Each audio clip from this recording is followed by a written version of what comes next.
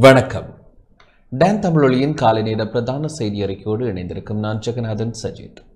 ஜனாதிபதி அன்ருகுமார் திசாநாயக்க அமெரிக்காவை சென்றடைந்தார். ஐக்கிய நாடுகள் சபையின் 80வது பொதுச்சபை அமர்வில் கலந்து கொள்வதற்காக ஜனாதிபதி அன்ருகுமார் திசாநாயக்க அமெரிக்காவின் ஜான் எஃப் கென்னடி சர்வதேச விமான நிலையத்தை சென்றடைந்தார்.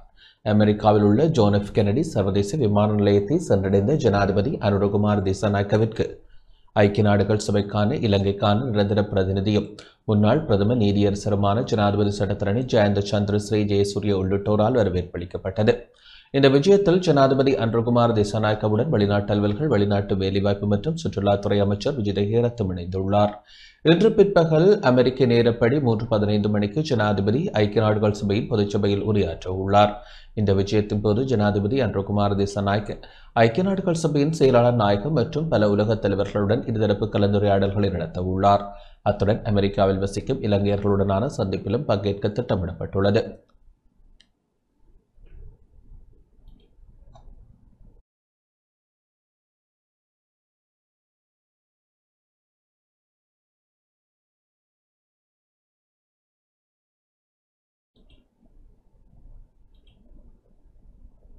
இந்திய கடற்படை தளபதி பிரதமர் ஹரணி அமரசூரியவை சந்தித்து கலந்துரையாடியுள்ளார். 4 நாள் உத்தியோகபூர்வ விஜயத்தை மேற்கொண்டு நாட்டுக்கு வருகை தந்துள்ள இந்திய கடற்படை தளபதி அட்மிரல் தினேஷ் கே திரிபாதி நாடாளுமன்ற வளாகத்தில் பிரதமர் ஹரணி அமரசூரியவை சந்தித்து கலந்துரையாடியுள்ளார். இந்திய கடற்படை தளபதி மற்றும் பிரதமர் ஆகியோருக்கு இடையில் இடம்பெற்ற இந்த உத்தியோகபூர்வ சந்திப்பில் இரு நாடுகளுக்கும் இடையிலான பாதுகாப்பு ஒத்துழைப்பை மேம்படுத்தல் மற்றும் நீண்டகால நட்புறவை வலுப்படுத்துதல் உள்ளிட்ட இருதரப்பினருக்கு முக்கியமான பல விடயங்கள் குறித்து கலந்துரையாடப்பட்டது. அத்துடன் கடல்சார் பாதுகாப்பு மற்றும் பிராந்திய பாதுகாப்பை உறுதிப்படுத்த சட்டவிரோத போதைப்பொருள் கடத்தல், சட்டவிரோத மீன்பிடி நடவடிக்கைகள் உள்ளிட்ட சவால்களுக்கு முகம் கொடுக்கும் வகையில் கூட்டு அணுகுமுறையுடன் செயற்படுவதன் முக்கியத்துவம் பற்றி வலியுறுத்தப்பட்டது. மேலும் இந்நாட்டு கடற்படை அதிகாரிகளுக்கான பயிற்சி வாய்ப்புகளை இந்திய அரசாங்கத்தினால் வழங்குவது குறித்தும் கவனம் செலுத்தப்பட்டது. இலங்கை கடற்படை 12வது தடவையாகவும் ஏற்பாடு செய்யும் காலி கலந்துரையாடல் சர்வதேச கடல்சார் மாநாடு 2025 கலந்து கொண்டதன் பின்னர் இந்திய கடற்படை தளபதி நாளை மீண்டும் நாடு திரும்ப உள்ளார். இச்சந்திப்பில் இந்திய அரசாங்கத்தின் உயர் அதிகாரிகள், பிரதமரின் செயலாளர் பிரதீப் சபுதந்திரி, பிரதமரின் மேலதிக செயலாளர் சாகரிகா போகவத்த, வெளிவிவகார, வெளிநாட்டு வேலைவாய்ப்பு மற்றும் சுற்றுலாத்துறை அமைச்சர், தெற்காசிய பிரிவின் பணிப்பாளர் நாயகம் சம்பந்த பத்ரன் ஆகியோர் கலந்து கொண்டனர்.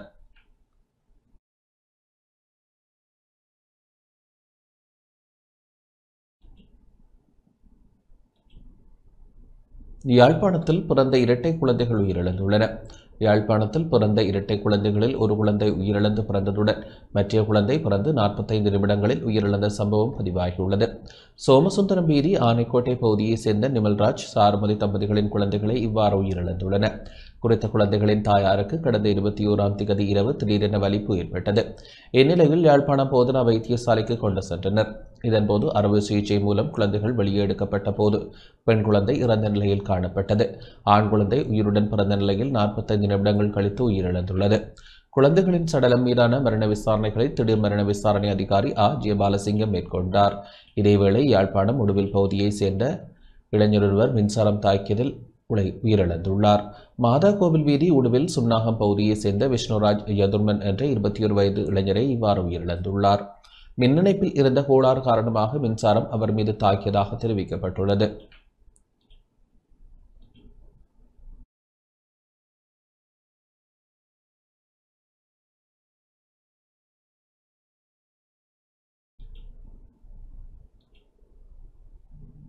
இலங்கை தமிழரசுக் கட்சியின் நாடாளுமன்ற உறுப்பினர்கள் இந்திய உயர்ஸ்தானிகரை சந்தித்துள்ளனர். இலங்கை தமிழரசுக் கட்சியின் நாடாளுமன்ற உறுப்பினர்களுக்கும் இலங்கைக்கான இந்திய உயர்ஸ்தானிகர் சந்தோஷ் ஜாவிற்கும் இடையில் நேற்று கொழும்பில் சந்திப்பு இடம்பெற்றுள்ளது. கொழும்பில் உள்ள இந்திய உயர்ஸ்தானிகர் காரியாலயத்தில் இடம்பெற்ற சந்திப்பில் நாடாளுமன்ற உறுப்பினர்களான சிவஞானம் ஸ்ரீதரன், துரைராசா ரவிகரன், சத்தியலிங்கம், குகதாசன், ராசமாணிக்கம் சாணக்கியன் மற்றும் ஸ்ரீநாத் ஆகியோர் கலந்து கொண்டனர்.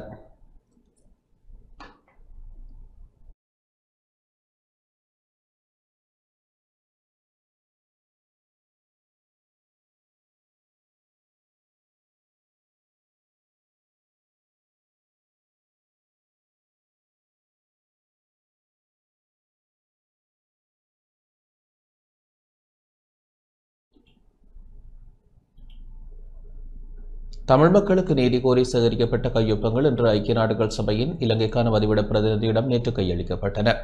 தமிழ் மக்களுக்கு நீதி கோரி அனைத்து தமிழ் தேசிய கட்சிகளும் ஒன்றிணைந்து கையெழுத்து போராட்டத்தில் பெற்றுக்கொண்ட கையொப்பங்கள் ஐக்கிய நாடுகள் சபையின் இலங்கைக்கான வதிவிட பிரதிநிதி மார்க் ஆண்ட்ரே பிரான்சேயிடம் நேற்று கையளிக்கப்பட்டன. நேற்று மாலை 3:30 மணியளவில் கொழும்பில் உள்ள ஐக்கிய நாடுகள் சபையின் அலுவலகத்தில் கையொப்பங்கள் கையளிக்கப்பட்டன. அத்துடன் இந்த கையொப்பங்களுடன் தமிழ் தேசிய கட்சிகளின் தலைவர்கள் ஒன்றிணைந்து கையொப்பமிட்ட கடித வரைவும் கையளிக்கப்பட்டது. தமிழ் தேசிய கட்சிகளின் சார்பில் நாடாளுமன்ற உறுப்பினர் செல்வம் அடைக்கலநாதனும், சமத்துவ கட்சியின் செயலாளர் நாயகம் சந்திரகுமாரும், கட்சிகளின் ஒருங்கிணைப்பாளரான குருசுவாமி சுரேந்திரனும் பங்கேற்றனர். மனித உரிமைகள் உயர்ஸ்தானிகருக்கு எழுதப்பட்டு ஐக்கிய நாடுகள் சபையின் பொதுச் செயலாளர் நாயகத்திற்கும், பாதுகாப்பு சபைக்கும், மனித உரிமைகள் பேரவையின் அங்கத்துவ நாடுகளின் பிரதிநிதிகளுக்கும் பிரதி செய்யப்பட்டுள்ள இந்த கடிதத்தில் சி.வி. விக்னேஸ்வரன், கஜேந்திரகுமார் பொன்னம்பலம் சார்பில் சே. கஜேந்திரன், செல்வம் அடைக்கலநாதன், தர்மலிங்கம் சித்தார்த்தன், சுரேஷ் பிரேமச்சந்திரன், முருகேசு சந்திரகுமார் மற்றும் வேந்தன் ஆகியோர் கையொப்பமிட்டுள்ளனர். காலமாக தமிழ் மக்களுக்கு இழைக்கப்பட்ட அட்டூழிய குற்றங்களுக்கான நீதியை விரைந்து நிலைநாட்டவும், செம்மணி உட்பட வடக்கு கிழக்கில் அடையாளப்படுத்தப்படும் மனித புதைகுழிகளில் தொடர்ந்து அகழ்வு பணிகளை முன்னெடுக்கவும், கண்டெடுக்கப்படும் ஆதாரங்களை உறுதிப்படுத்தவும் சர்வதேச மேற்பார்வையுடன் கூடிய ஆலோசனை, தொழில்நுட்பம், நிதி, பாதுகாப்பு என பல கோரிக்கைகள் இந்த கடிதத்தில் உள்ளடக்கப்பட்டுள்ளன. அவை நேரடியாக ஐக்கிய நாடுகள் சபையின் இலங்கைக்கான வதிவிட பிரதிநிதியிடம் கையளிக்கப்பட்டதுடன் பல விடயங்கள் தமிழ் மக்களின் பிரதிநிதிகளால் வலியுறுத்தப்பட்டன. 1 மணி நேரமாக நடந்த சந்திப்பு கையெழுத்து ஆவணங்களையும் கடித பிரதியையும் கையளித்ததுடன் முடிவுக்கு வந்தது.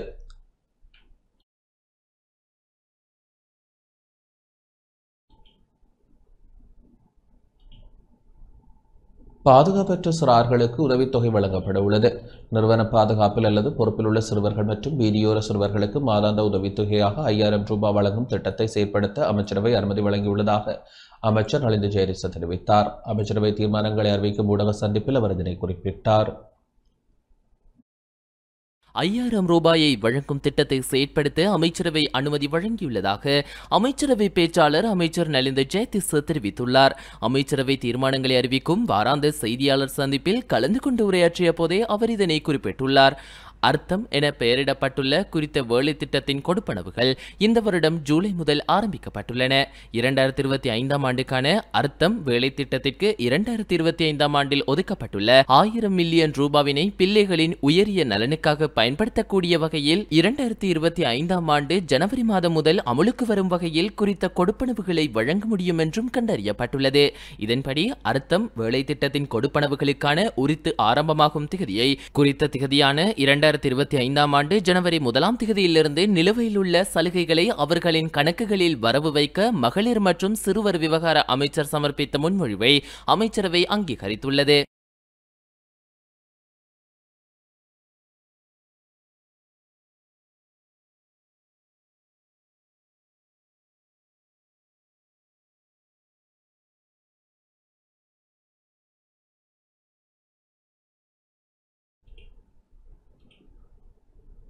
முதியோருக்கான தேசிய கொள்கைக்கு அனுமதி வழங்கப்பட்டுள்ளது.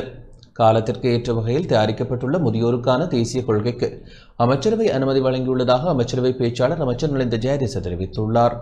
அமைச்சரவை தீர்மானங்களை அறிவிக்கும் செய்தியாளர் சந்திப்பில் அவர் இதனை குறிப்பிட்டார். இலங்கையின் சிரேஷ்ட பிரஜைகள் தொடர்பான தேசிய சமவாயம் மற்றும் தேசிய கொள்கைக்காக 2006ஆம் ஆண்டில் அமைச்சரவை அனுமதி வழங்கியது. எனினும் மாறிவரும் காலத்திற்கு ஏற்ப இலங்கையின் சிரேஷ்ட பிரஜைகள் தொடர்பான தேசிய சமவாயம் மாற்றப்பட வேண்டும் என அடையாளம் காணப்பட்டுள்ளது. அத்துடன் 2052ஆம் ஆண்டில் 60 வயதுக்கு மேற்பட்ட சனத்தொகை 24.8% வரை அதிகரிக்கும் என ஐக்கிய நாடுகள் சபையின் பொருளாதார மற்றும் சமூக அலகால் எதிர்வு கூறப்பட்டுள்ளது. இதனால் முதியோர்களின் நலன் மற்றும் உரிமைகளை மேம்படுத்துதல் மற்றும் பாதுகாத்தல் அவசியம் என அடையாளம் காணப்பட்டுள்ளது. அதற்கமைய அரச தேசிய கொள்கை வேலை சட்டகமான மதிப்பு மிகுந்த சிரேஷ்ட பிரஜை அர்த்தமுள்ள இளைப்பாரிய வாழ்வு தொனிப்பொருள் அறிமுகப்படுத்தப்பட்டது.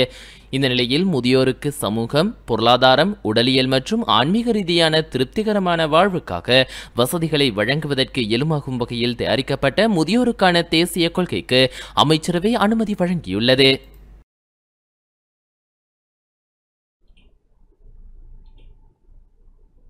மின்சார சபை ஊழியர்களின் போராட்டம் தொடரும் என மின்சார ஊழியர் சங்கத்தின் செயலாளர் அஜித் தேவப்பிரிய தெரிவித்துள்ளார். தங்களது கோரிக்கைகளுக்கு தீர்வு கிடைக்கும் வரை எத்தகைய நடவடிக்கைகள் மேற்கொள்ளப்பட்டாலும் தொழிற்சங்க போராட்டத்தை கைவிடப் போவதில்லை என மின்சார தேசிய தொழிற்சங்க ஊழியர் சங்கத்தின் செயலாளர் அஜித் தேவப்பிரிய தெரிவித்துள்ளார். ஊடகங்களுக்கு கருத்து வெளியிடும் போது அவர் இதனை குறிப்பிட்டார். විදුලි බල මණ්ඩලයේ මේ ගන්නා වූ මේ ක්‍රියාමාර්ග අසනීප மின்சாரத்துடன் தொடர்புடைய அனைத்து விநியோக சேவைகளும் அத்தியாவசிய சேவையாக அறிவிக்கப்பட்டுள்ளதை நாங்கள் ஏற்றுக்கொள்ளப் போவதில்லை. மின்சார தொழிலாளர்களை துன்புறுத்தும் தண்டிக்கும் முயற்சி இது. எனவே அவர்கள் என்ன செய்தாலும் நாங்கள் இந்த நடவடிக்கையை நிறுத்தப் போவதில்லை. இந்த நடவடிக்கைகளை நாம் தொடர்ந்து மேற்கொள்வோம். நாங்கள் நீதியை பெறும் வரை இந்த பணியை மேற்கொள்வோம் என்பதை தெளிவாக கூறுகிறோம். எனவே இந்த விவகாரத்தில் அமைச்சரும் ஜனாதிபதியும் தலையீடு செய்து நடவடிக்கை எடுக்குமாறு கேட்டுக்கொள்கிறோம். ஊழியர்கள் கண்டிப்பாக பணிக்கு திரும்புவார்கள் என ஜனாதிபதி எந்த அளவுக்கு மிரட்டினாலும் 17 மற்றும் 18ஆம் தேதிகளில் ஊழியர்கள் கொழும்புக்கு வந்ததை கவனியுங்கள். ஊழியர்கள் எங்களுடன் உள்ளனர், ஏனெனில் அவர்களுக்கு அநீதி இழைக்கப்பட்டுள்ளது. அதனால்தான் அவர்கள் எங்களை ஆதரிக்கிறார்கள். සාමාන්‍යකාරීවරයාව දැනුවත් කරලා තියෙනවා පැහැදිලිවම සේවකයන්ගේ නිවාඩුව අවලං කරන්න කියලා.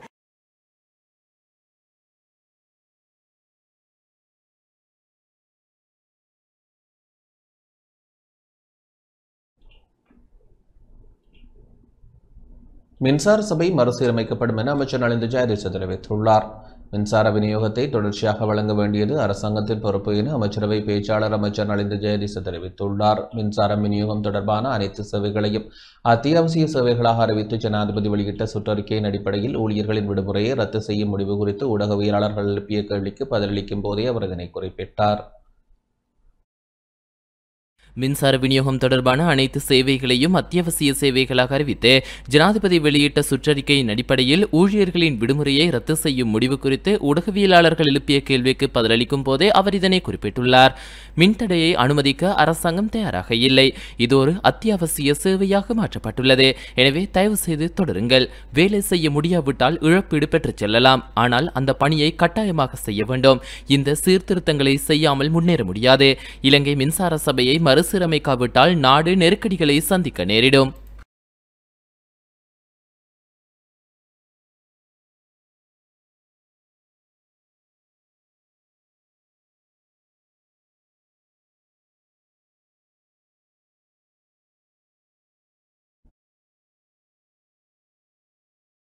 விவசாயிகளுக்கு கொடுத்த வாக்குறுதி மீறப்பட்டுள்ளது என ஐக்கிய மக்கள் சக்தியின் தேசிய அமைப்பாளர் திசாத்தனாக தெரிவித்துள்ளார்.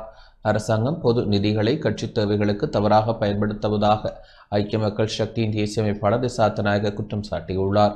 எதிர்க்கட்சித் தலைவர் அலுவலகத்தில் நேற்று இடம்பெற்ற ஊடக சந்திப்பில் அவர் இதனை குறிப்பிட்டார். අපි අහන්නේ පඩි ගන්න නැතුව වැඩ කරනවා කියපු මේ NPP JVP நாயකෝ අද ඒක කරනවද? ஜனாதிபதி அனுரகுமார திசாநாயக்க ஆட்சிக்கு வந்து ஒரு வருடம் பூர்த்தியாகியுள்ளது. 323 கொள்கலன்கள் விடுவிப்பு சம்பவம் கடத்தல்காரர்களை ஊக்குவித்ததாகவே பார்க்க முடிகின்றது. 1,67,000 மெட்ரிக் டன் அரிசி மற்றும் உப்பு இறக்குமதியூடாக விவசாயிகளிடம் அளித்த வாக்குறுதி மீறப்பட்டுள்ளது. அரசாங்கம் அரிசி இறக்குமதியில் வரி மூலம் 8,300 மில்லியன் வசூலித்தமையினூடாக அரிசி மாஃபியாவை உருவாக்கியுள்ளது.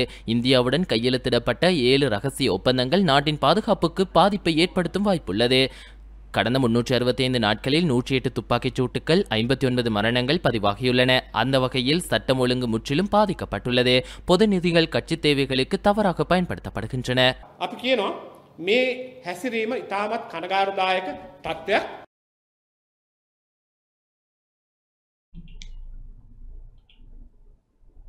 கவர்மெண்ட் சூப்பர் செயலிக்கு அமைச்சரவை அனுமதி வழங்கியுள்ளது. பொதுமக்கள் அரசு சேவைகளை இலகுவாக அணுக உதவும் வகையில் கவர்மெண்ட் சூப்பர் என்ற செயலி ஒன்றை உருவாக்குவதற்கு அமைச்சரவை அனுமதி வழங்கியுள்ளதாக அமைச்சரவை பேச்சாளர் அமைச்சர் நலிந்த ஜெயதீச தெரிவித்துள்ளார். ஊடகங்களுக்கு கருத்து தெரிவிக்கும் போதே அவர் இதனை குறிப்பிட்டார். යෝජනාව තනි පරිගණක යෙදුමක් ඔස්සේ මහජනතාවට රජයේ සේවන් வெவ்வேறு அரசு திணைக்களங்களில் வெவ்வேறு அமைப்புகள் பல அங்கீகார செயல்முறைகள் மற்றும் மீண்டும் மீண்டும் தரவு உள்ளீடு தேவைப்படும் அரசு சேவைகளை வழங்குவதற்கான தற்போதைய வேறுபட்ட அணுகுமுறைகள் பொதுமக்களுக்கு குறிப்பிடத்தக்க சிரமத்தை ஏற்படுத்துவதாக கண்டறியப்பட்டுள்ளது. இது ஆண்டுதோறும் 500 மில்லியன் ரூபாவுக்கும் அதிகமான பொருளாதார இழப்பை ஏற்படுத்துவதாகவும் மதிப்பிடப்பட்டுள்ளது. எனவே இலங்கையின் டிஜிட்டல் பொருளாதார திட்டத்துக்கு இணங்க ஒரே கணினி பயன்பாட்டின் மூலம் குடிமக்களுக்கு பரந்தளவிலான அரசு சேவைகளை உள்ளடக்கிய கவர்மெண்ட் சூப்பர் செயலியை உருவாக்குவது ஒரு மூலோபாய முன்னுரிமையாக அடையாளம் காணப்பட்டுள்ளது. இந்த திட்டம் இலங்கையின் 18 வயதுக்கு மேற்பட்ட 14 மில்லியன் குடிமக்களும் ஆண்டுக்கு 2 மில்லியன் பார்வையாளர்களும் ஒரே இடைமுகத்தின் மூலம் அரசு சேவைகளை தடையின்றி அணுக உதவும் ஒரு டிஜிட்டல் தளத்தை உருவாக்கும். இது அனைத்து அரசு சேவைகளையும் ஒரே பயனர் நட்பு கைபேசி செயலி மற்றும் வலை பயன்பாட்டில் ஒருங்கிணைக்கும். அதன்படி 2025 முதல் 2026 காலகட்டத்தில் மொத்தம் 500 மில்லியன் ரூபாய் செலவில் கவர்மெண்ட் சூப்பர் செயலி விண்ணப்ப திட்டத்தை 2 கட்டங்களாக செயல்படுத்த நடைமுறைப்படுத்த டிஜிட்டல் பொருளாதார அமைச்சர் என்ற வகையில் ஜனாதிபதி சமர்ப்பித்த முன்மொழிவுக்கு அமைச்சரவை ஒப்புதல் අලිතුලදේ. ඩිජිටල් ආර්ථික ඇමතිවරයා හැටියට ජනාධිපතිතුමා ඉදිරිපත් කළ යෝජනාවට කැබිනට් මණ්ඩලයේ අනුමැතිය ලබා දුන්නා.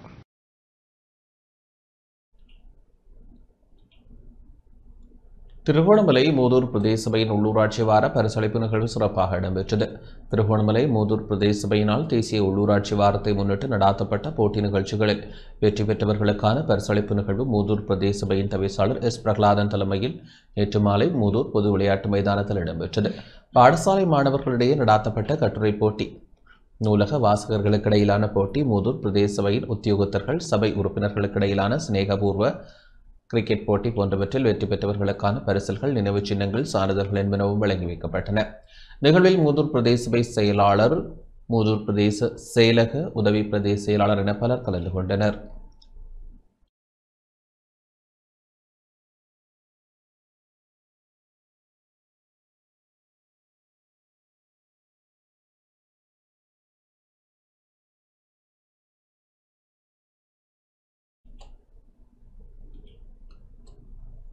மட்டக்களப்பு கோரளைப்பற்று பிரதேச சபையின் கல்மடு வளர்மதி முன்வெளியில் விளையாட்டு விழா சிறப்பாக இடம்பெற்றது. மட்டக்களப்பு கோரளைப்பற்று பிரதேச சபையின் நிர்வாகத்திற்குட்பட்ட கல்மடு வளர்மதி முன்வெளியின் 45வது வருடாந்த சிறுவர் விளையாட்டு விழா நேற்று மாலை இடம்பெற்றது. முன்வெளி ஆசிரியை திருமதி பி விஜயபாஸ்கரன் தலைமையில் இடம்பெற்ற நிகழ்வில் பிரதம அதிதியாக கோரளைப்பற்று பிரதேச சபை தவிசாளர் எஸ் சுதாகரன் கலந்து கொண்டு சிறப்பித்தார்.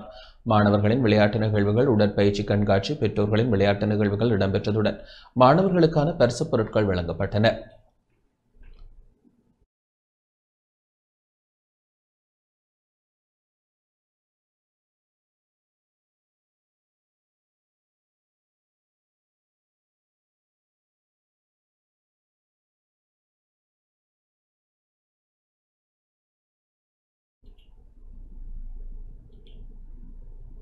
மட்டக்களப்பு மண்முனை தென்மேற்கு பிரதேசத்தில் கண்ணகி கலை இலக்கிய விழா நடைபெற உள்ளது.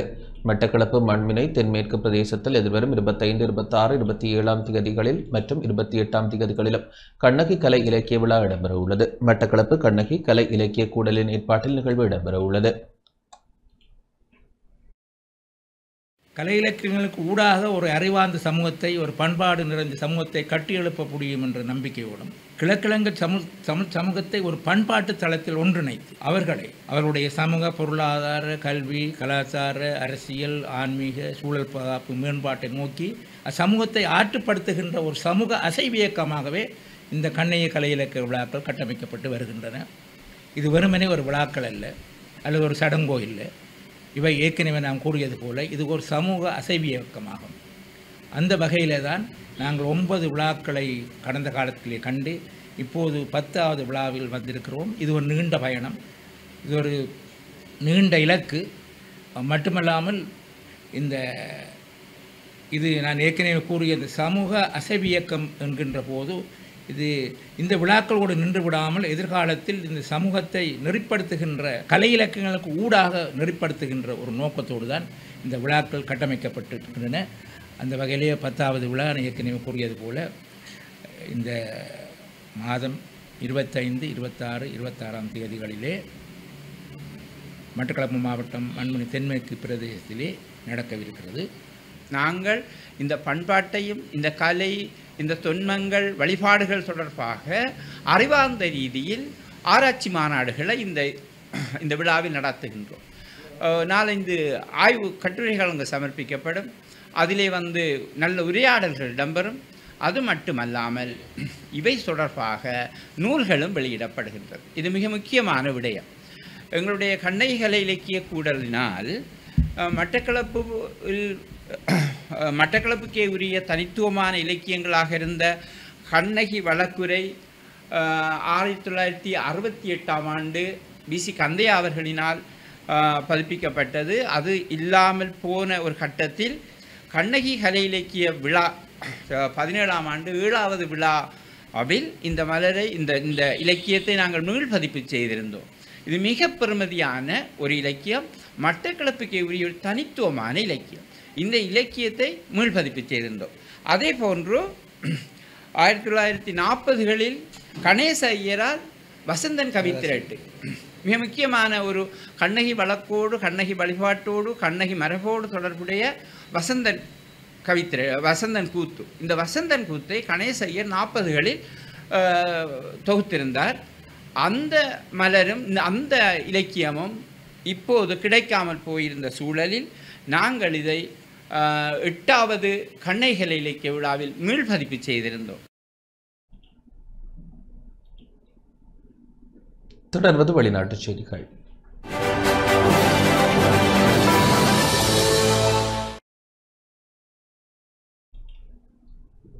ரஷ்யா உக்ரைன் மீது 115 ட்ரோன்கள் மூலம் தாக்குதல் நடத்தியுள்ளது.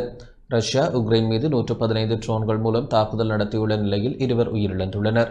உக்ரைனின் தெற்கு ஜிவோர்ஜியா மாகாணம் மற்றும் கடற்கரை நகரமான ஒடேசா பகுதியின் மீது ரஷ்யா சுமார் 3 ஏவுகணைகள் மற்றும் 115 ட்ரோன்கள் மூலம் தாக்குதல் நடத்தியதாக உக்ரைன் விமானப்படை தெரிவித்துள்ளது. இந்த தாக்குதல்களில் ஈடுபட்ட ஏராளமான ட்ரோன்கள் தகர்க்கப்பட்டதாகவும் சர்வதேச நாடுகள் தங்களுக்கு அதிகப்படியான வான் பாதுகாப்பு அமைப்புகளை வழங்க வேண்டும் எனவும் உக்ரைன் பிரதமர் ஜூலியா ஸ்வைரிடென்கோ தெரிவித்துள்ளார்.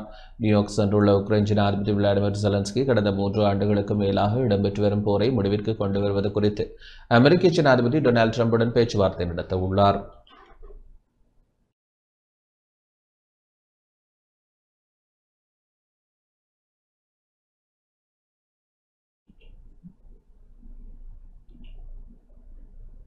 இத்துடன் இந்த செய்தி அறிக்கை நிறைவடைகின்றது. வணக்கம்.